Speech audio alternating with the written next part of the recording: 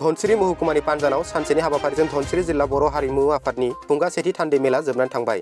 दिनै धनसिरि जिल्ला बर' हारिमु आफादनि सेथि थान्दै मेल खुंफुंनायजों लोब्बा लाखिनानै मेहेरगोनां गेवलां मेल जालाङो। बे गेवलां मेलखौ सामलायो मिरु खौसेथि बर' सुबुं आफादनि थुनलाइ नेहाथारि महेश्वर बसुमतारिया आरो बे गेवलां मेलखौ बेखेवना होयो बर' कसारि अनसाइ गाव हायुङारि खुंथायनि मावफुं सोद्रोमा प्रदीप स्वर्गियारि बिथाङा आरो गाहाय आलासि महरै बाहागो लायो दुलाराय बर' हारिमु आफादनि आफादगिरि जगेश्वर ब्रह्मआ आरो माननि आलासि महरै बाहागो लाबावो दुलाराय बर' हारिमु आफादनिनो गाहाय नेहाथारि बुजेल नेलसन दैमारि, लेङाइ आफादगिरि देबेन ब्रह्म, बोसोनगिरि रजनी स्वर्गियारि, इन्सट्राक्टर बारलांफा नार्जारि, आफादारि नेहाथारि सपन नार्जारि, इन्सट्राक्टर डक्टर गोमोथाव बसुमतारि आरो खौसेथि बर' सुबुं आफादनि गाहाय नेहाथारि पीताम्बर ब्रह्म, आफादारि नेहाथारि कातिराम तुलसियारि, धनसिरि जिल्ला बर' थुनलाइ आफादनि आफादगिरि विवेकानन्द बसुमतारि, नेहाथारि बिनन्द बड'सा आरो गलाघाट जिल्ला दुलाराय बर' फरायसा आफादनि आफादगिरि नीलेश्वर ब्रह्मजों लोगोसे ओनसोलनि गुबुन गुबुन माहारियारि आफादफोरनि दैदेनगिरि बिथांमोना बाहागो लायो। मख'जाथावदि मेलाव धनसिरि जिल्ला दुलाराय बर' हारिमु आफादखौ दाफुंनाय जायो। गोदान मावफुं आफादनि आफादगिरि नेहाथारि महरै सायख'जायो राजकुमार स्वर्गियारि आरो देबेन बसुमतारिया।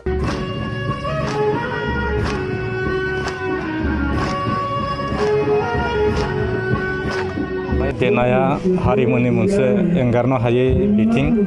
दिनै दुलाराय बर' हारिमु आफादा 1992 मायथाइयाव जोनोम जादोंमोनब्लाबो जोंनि गलाघाट जिल्लानि धनसिरि हालामाव बे आफादखौ थांनाय 10 बोसोरसोनि सिगाङाव दादोंमोनब्लाबो दिनै बिदि गोख्रों जायाखिसै। बेनिखायनो दिनै दुलाराय बर' हारिमु आफादनि मानगेदेर आफादगिरि जगेश्वर ब्रह्म आरो बिथांनि हानजानि दैदेनगिरि बिथांमोना फैनायनि गेजेरजों धनसिरि महकुमानि पानजान बाथौ सिबिसालियाव दिनै धनसिरि जिल्ला बर' हारिमु आफाद मुङै मोनसे हारिमु आफाद दिनै दानाय जाबाय जिल्ला आफाद।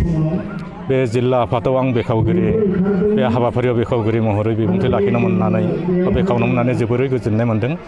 मानो होनोब्ला जाय हारिनि राव हारिमु गैया बे हारिया बुहुमाव सिनायथि मोननो थाखाय गोबां लोरबां जायो आरो हारिमुवासो जोंनि सिनायथिखौ जोंनि गोख्रोंथिखौ जों दिन्थिनो हायो।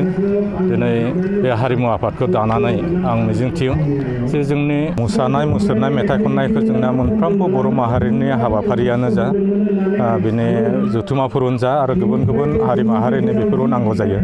नाथाय जोंनि जेब्लायबो हारिमुवा जों उनफिननानै जों थालांना जायो। बिसोरनि थाखाय मालाबा जोंनि मावनो थाखाय रांखान्थिनिबो आंखाल जायो। आं मिजिंथियो जे जोङो दा जिहेतु बर' कसारि अइफल अट'नमास काउन्सिलबो जाबाय आरो जोंनि बे काउन्सिलनि गाहाय मावफुं सोद्रोमा मानगोनां महेश्वर बसुमतारि बिथाङाबो हारिमुनि फारसे गोबां गोसो गोनां आरो जोंनि मानगोनां मावफुं सोद्रोमा प्रनब बर' बिथां दङ।